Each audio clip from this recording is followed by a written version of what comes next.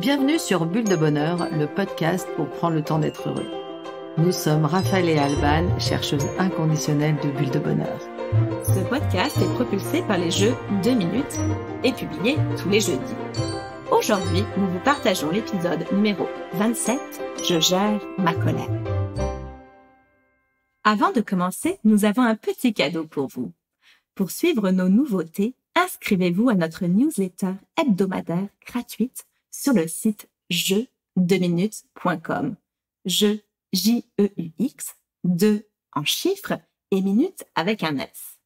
En plus d'avoir accès au script complet du podcast, profitez en bonus de 2 cartes inédites par mois des jeux 2 minutes pour partager de bons moments avec votre entourage. Oh là là, mais qu'est-ce que ça me chicote!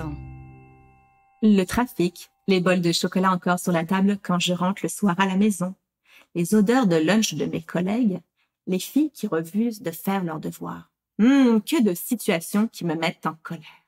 Du coup, j'ai l'impression que la colère puise toute mon énergie et que rien ne change. Alors, ça me chicote. Elle sert à quoi cette colère dans le fond? Que se cache-t-il derrière ma colère et comment je peux la gérer, cette colère? Nous allons parler ici de la colère en tant qu'émotion et non de la colère que j'appellerais une colère feinte, pas une véritable colère, qui est celle quand on essaie d'obtenir quelque chose, quand on souhaite manipuler quelqu'un. La colère donc, celle dont on va parler, fait partie des émotions de base qui sont aussi appelées les émotions primaires. On en a parlé dans notre bulle de bonheur numéro 6. Et nous l'avions invoqué dans celui de la joie, donc le bulle de bonheur numéro 9, l'adjectif primaire renvoie au fait que ces émotions sont génétiquement préprogrammées et sont à l'origine de toutes les autres émotions. La colère sera ainsi à l'origine d'émotions secondaires comme la haine, l'exaspération, l'agressivité et d'émotions sociales, c'est-à-dire d'émotions inhérentes à la relation aux autres, comme être envieux, hostile ou se sentir coupable par exemple. La colère, elle va suivre un processus émotionnel complètement classique, avec un élément déclencheur, donc un stimuli externe ou interne, des sensations physiques, puis ensuite un comportement réactif, et pour terminer, un message transmis. Ça, on l'a évoqué, comme je le disais tout à l'heure, dans notre bulle de bonheur numéro 6. Alors, l'élément déclencheur de la colère. L'élément déclencheur de la colère, c'est l'obstacle. L'injustice, c'est l'agression. Par exemple, un projet qui ne peut pas se réaliser, une atteinte à notre intégrité physique ou psychique, le non-respect d'une liberté, un abus, le fait d'apprendre d'avoir une maladie, tout ça peut générer de la colère. La colère peut aussi apparaître comme une deuxième émotion induite, par exemple, par la tristesse, la déception ou la peur. Ainsi, comme le note le psychologue américain Thomas Gordon, il dit « La colère des parents contre des enfants est souvent une deuxième réaction. La colère est souvent accompagnée d'autres émotions. » Je vais prendre un exemple. Si un parent est en colère contre son enfant qui a traversé la route sans regarder, et il a beau chercher à comprendre ce que cache cette colère, en fait, il va se rendre compte que c'est probablement la peur pour la vie de l'enfant qui est à l'origine de cette colère. La manifestation physique. Comme nous l'avions dit lors de notre podcast, donc numéro 6, je nomme mes émotions, le langage du corps est très présent dans l'univers émotionnel et très utile pour décrypter une émotion chez soi ou chez les autres. Alors, les manifestations physiques de la colère vont toucher tout le corps. Le visage, donc la colère donne souvent un air méchant, intimidant, la voix est tendue, la peau peut être rouge, comme on dit rouge de colère. Il peut y avoir une accélération du rythme cardiaque, on peut suffoquer, il y a des tremblements, des signes plus intérieurs comme des sensations de chaleur et une énergie immense qui se dégage de la colère. Au niveau du cerveau, la colère déclenche la sécrétion massive d'adrénaline. Cette molécule, elle favorise notre performance et notre activation. La colère sert en effet à mobiliser notre énergie pour permettre de changer ce qui ne convient pas. D'ailleurs, on peut l'observer auprès des joueurs de rugby All Blacks quand ils dansent le haka. En fait, ils se mettent dans un état de colère à travers cette danse-là, le haka, pour leur permettre, avec cette colère, d'avoir davantage d'énergie. Alors, pour les manifestations comportementales, comme toutes les émotions, la colère, elle a plusieurs niveaux d'intensité. On peut aller de l'agacement jusqu'à l'énervement, voire même la fureur, la rage. Et les modes d'expression sont variés. Elle peut être très bruyante, elle peut être sourde, elle peut être rentrée. Elle peut être explosion, comme un volcan qui éclate, ou une implosion, un orage qui gronde intérieurement. Ou alors sourde. En fait, ça ne s'exprime que par le visage et on ne voit rien d'autre. Si la colère explose, elle va se manifester par des cris, des mots durs, voire injurieux, des mouvements qui vont repousser, qui vont contre. En fait, on peut même culpabiliser l'autre pour lui en vouloir de nous avoir mis dans cet état de colère. Et puis ces mouvements, ils peuvent aller même jusqu'à la violence. Et cette violence, elle peut être tournée contre soi ou tournée contre notre entourage. Alors, contre des personnes, bien sûr, et puis aussi des objets. Je ne vais pas vous donner d'exemples, je pense que vous en avez plein qui vous viennent en tête. La colère rentrée, elle entraîne, quant à elle, des tensions et du stress. En fait, elle ronge terriblement de l'intérieur et elle peut même jusqu'aller à la dépression. Quel est le message de la colère? En fait, la colère, elle nous indique que notre intégrité, physique ou morale, est menacée car des limites ont été franchies. C'est un petit peu comme une balle de ping-pong, vous voyez, quand elle a été enfoncée. C'est exactement la même chose. En fait, nos valeurs ont été bafouées ou nos besoins, comme des besoins de respect, de justice, qui n'ont pas été respectés. La colère, elle va nous indiquer qu'il faut poser une action pour changer la situation ou alors essayer d'en sortir le plus rapidement possible. Comme toute émotion, la colère ne dure pas dans le temps. Si elle dure, c'est qu'elle s'est transformée. C'est qu'on a mis en route notre petit vélo intérieur ou notre machine à penser et que la colère va se transformer en ressentiment ou en désir de vengeance. Et là, comme on l'a expliqué dans un dernier but de bonheur, c'est vraiment là pour le coup une source, c'est comme un poison qu'on s'inflige en fait à soi-même. Car en général, un homme avec un grand H, donc homme et femme, a besoin d'environ une 20aine de minutes pour se calmer d'une colère. Il est intéressant de noter aussi que la colère est l'émotion la moins acceptée et la plus réprouvée dans nos sociétés. Elle est souvent associée à une mauvaise conseillère ou à un état condamnable. Ainsi, il est courant d'entendre qu'un enfant en colère est un enfant capricieux. Il est peut-être vu aussi comme un enfant dont les parents se laissent mener par le bout de nez ou ne se font pas respecter. Les études actuelles viennent pourtant nous montrer que la colère a de nombreuses fonctions et révèle des bienfaits avérés. Comme toutes les émotions, elle a une fonction précise et si elle est bien gérée, elle peut devenir une véritable alliée. Aristote avait donc bien raison quand il disait « La colère est nécessaire. On ne triomphe de rien sans elle. Si elle ne remplit l'âme, si elle n'échauffe le cœur, elle doit donc nous servir non comme un chef, mais comme un soldat. » Allez, je change de regard. Et si je faisais de la colère une alliée? Une alliée, comme vous le savez, c'est un partenaire avec lequel nous sommes en lien et qui peut nous apporter soutien et aide. À l'opposé, nous parlons d'adversaire, d'ennemi. La colère, serait-ce une ennemie? C'est la colère trop fréquente, trop intense, celle qui dure et qui pousse à la violence ou celle qui vient abîmer les relations, qu'elles soient professionnelles, sociales ou familiales, celle-ci est une colère ennemie. Si je reprends le cas du petit enfant, celui-ci va se mettre en colère quand il ne peut pas obtenir ce qu'il veut. C'est une étape qui est nécessaire et normale de deuil. La colère lui permet d'accepter la frustration. Il se dit « je n'aurai pas ce que je veux », du coup il se met à piétiner. Et il veut qu'on répare ce problème-là. Dans sa manifestation, la colère sera souvent amplifiée du fait de l'immaturité de son cerveau. Si la colère peut clairement être désagréable pour l'entourage, ça c'est une certitude, il est essentiel dans un premier temps qu'elle soit accueillie par l'adulte comme un premier soin émotionnel. Quand les adultes ignorent les colères de l'enfant, avec des phrases comme « bah, arrête ton cinéma, va te calmer dans ta chambre, tu me fais honte avec tes cris ». En fait, ces phrases-là, elles vont laisser seul l'enfant face à sa souffrance et à cette perte de contrôle qui lui fait peur, en fait. Et au lieu d'être rassuré, d'être apaisé, en fait, il ne va être que augmenté dans son inquiétude.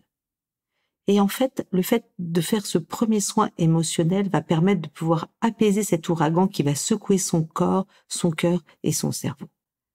Alors, faire de la colère une amie nécessite, comme pour toute relation amicale, de prendre le temps de se connaître.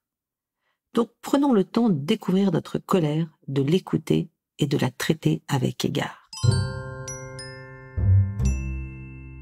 Mais alors, que faire de cette colère quand elle est là ? Alors, je dirais qu'il y a 3 temps. D'abord, l'observer, l'exprimer, puis la gérer. Alors, dans le bulle de bonheur numéro 5, nous vous parlions des 2 phases de la gestion des émotions. Tout d'abord, j'observe ce qui se passe dans mon corps. J'exprime par les mots, la visualisation, l'expression artistique aussi, peut-être un moyen. Ces 2 phases s'appliquent à la colère et rappelons-le, avec les enfants, elles pourraient être initiées par l'adulte qui l'aidera à mettre des mots et à décrire cette colère par sa forme, par sa place dans le corps, par sa couleur, par l'association à une image, une tempête, un dragon, une énorme vague. Alors ensuite, comment la gérer ? Alors ça, il y a plein d'outils qu'on peut développer et c'est à vous de choisir celui qui vous conviendra le mieux. Le premier, c'est repérer tout d'abord les signes avant-coureurs. Quand la moutarde commence à vous monter au nez, quand l'orage se met à gronder, il est très utile de le repérer avant que cela ne se transforme en explosion. Prendre le temps de connaître les signes que notre corps manifeste quand la colère arrive, comme aussi la gorge nouée, les mâchoires serrées, la respiration accélérée, la tension qui monte, permet de faire descendre la température avant qu'elle ne s'enflamme. Tenir un journal de la colère peut également aider à mieux en identifier les signes et les réactions. Une autre possibilité pour la gérer. Repérer les situations à l'origine de votre colère. Vous pouvez vous rendre compte que peut-être qu'ils sont récurrents et que ce sont souvent les mêmes. Identifiez les circonstances qui génèrent systématiquement votre colère. Ça peut vous aider à l'anticiper et à prévoir un plan de gestion. Par exemple, vous êtes en vacances chez vos parents et ils vous font systématiquement des remarques sur le comportement de vos enfants. Vous pouvez très bien vous dire, si jamais ça recommence, je ferai 3 petits points. Alors, qu'est-ce que vous pourriez faire ? Par exemple, leur dire calmement que vous êtes en désaccord avec eux, que vous considérez que c'est à vous d'élever vos enfants. Ça peut être aussi quitter la pièce si vous sentez que ça monte un peu trop rapidement. Le fait d'anticiper et d'avoir ce plan de gestion va permettre à votre cerveau de visualiser la situation et ainsi vous pourrez mieux vous adapter à la situation. Une autre idée, faites une pause. Adoptez par exemple des petits exercices de relaxation, des profondes respirations ou alors bougez, car les endorphines produites lors des exercices physiques peuvent aider à se calmer et à trouver un exutoire à votre colère. C'est aussi, par exemple, pendant une réunion, quand vous sentez que la colère est là, prétextez un besoin d'aller aux toilettes ou de passer un coup de téléphone urgent pour pouvoir vous en aller et prendre un temps de pause et vous écarter du groupe afin de prendre du temps pour vous calmer. Une autre idée, pratiquez l'empathie. Alors, la colère, elle peut être causée par l'impression que le comportement de l'autre a pour but de vous nuire. Alors que souvent, ça n'a pas grand-chose à voir avec vous personnellement, mais c'est plutôt le reflet des circonstances de la vie de votre interlocuteur. Une fois que vous aurez accueilli votre émotion, par exemple, quand j'entends un de mes collègues me dire que je suis lente, ça me met vraiment en rogne. Vous pouvez simplement vous demander comment l'autre vit cette situation. C'est un moyen très efficace pour prendre de la distance et adopter un comportement qui est plus adapté à la situation. Il n'est pas question ici de nier votre colère, mais simplement de la restituer dans un contexte plus neutre qui permettra que la colère s'exprime sans disproportion. Si j'ai l'impression que la personne cherche à me nuire, cette pensée qui pourrait être interprétative va amplifier inévitablement mon émotion.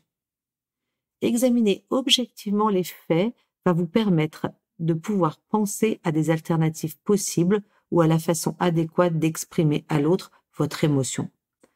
Prendre de la hauteur, c'est aussi se mettre dans la disposition du regard de l'aigle, c'est-à-dire s'imaginer être un aigle et survoler la situation. Allez, encore une idée. Vous pouvez être par exemple affirmatif sans être agressif. Nous l'avons vu, si vous enfouissez votre colère ou si vous la laissez exploser sans limite, c'est nocif. L'important, c'est donc de savoir l'exprimer avec mesure pour mettre à profit le message qu'elle nous envoie. La colère nous envoie ce message. Quelque chose a été entamé chez moi. J'ai besoin de défendre mon territoire. Donc, il y a un changement qui doit avoir lieu. S'affirmer sans agressivité, c'est aussi se respecter. C'est respecter les autres et c'est apprendre à exprimer ses sentiments et ses besoins avec honnêteté et avec soin. Pour vous aider dans ce process, vous pouvez utiliser les outils de la communication non violente dont on a parlé dans la bulle de bonheur numéro 12 et qui permettent de pouvoir exprimer d'abord le sentiment, ça vous le connaissez, c'est la colère, mais à quel besoin ça fait appel et derrière, quelles seraient les demandes que vous pourriez faire. Et ce petit travail interne va vous permettre de pouvoir éclaircir votre discours, éclaircir vos besoins et puis permettre aussi de ce fait-là de mieux vous connaître. Ça peut vous aider par exemple si vous êtes exaspéré par votre voisin qui met de la musique hyper fort tard le soir, au lieu de penser de lui qu'il est mal élevé, qu'il a aucun respect pour les autres, simplement revenir chez vous en vous disant mais en fait moi j'ai besoin de sommeil, j'ai besoin de dormir pour pouvoir être opérationnel le lendemain, pour travailler, pour m'occuper des enfants, peu importe. Et simplement ce bruit-là vous empêche de dormir. Donc de ce fait-là, en prendre conscience, ça vous permet peut-être aussi d'aller voir votre voisin après pour lui expliquer, au lieu de l'insulter et lui dire qu'il n'a aucun respect pour personne, qu'il n'a pas été élevé ou je ne sais quoi. Vous pouvez simplement lui dire que vous avez besoin de dormir, que peut-être il pourrait mettre un casque pour écouter sa musique et que ça serait chouette que vous puissiez vous dormir correctement. Ensuite, une autre idée assez rigolote qui est celle de se parler à la troisième personne. Ça a été étudié et il a été démontré que quand on parle à la troisième personne, par exemple, si vous vous dites, ou si je me dis, moi, Raphaël, pourquoi est-ce que tu es en colère? Eh ben, finalement, je prends plus de distance par rapport à cette émotion, par rapport à la colère, que si je me dis pourquoi je suis en colère. Donc, intéressant à essayer.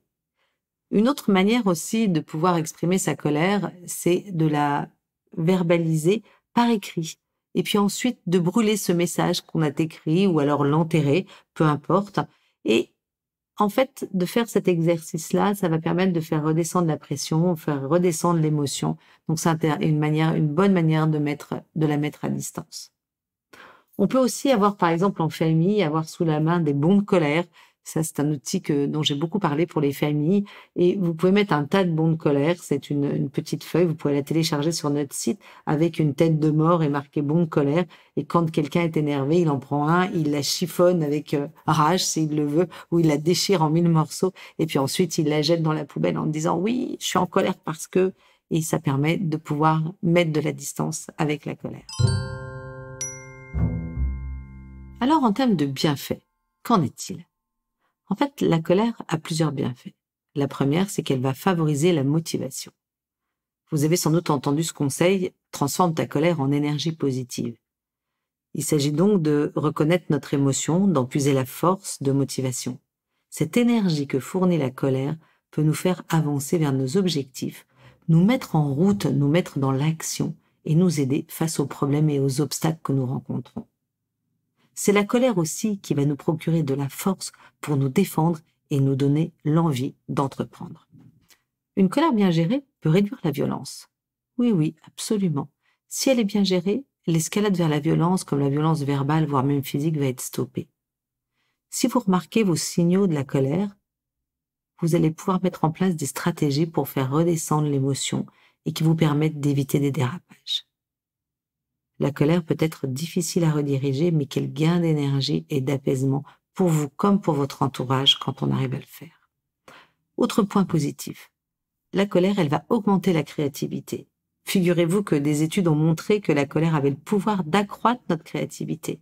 En effet, sous l'effet de la colère, nous sortons de notre cadre structuré et du cadre structuré de notre réflexion et on laisse ainsi plus de place aux nouvelles idées. Et puis dans un dernier point, la colère, elle peut faire grandir les relations. La colère, elle indique la présence d'un problème que nous avons besoin de résoudre. Et son déclencheur, le plus souvent, c'est la frustration, l'injustice, et ce sont des sentiments que nous pouvons éprouver régulièrement dans nos relations. Par exemple, dans un couple, il peut arriver que souvent notre partenaire nous mette en colère. Alors si je lui cache ce sentiment de colère, en fait je vais l'empêcher de réaliser que son comportement nous dérange.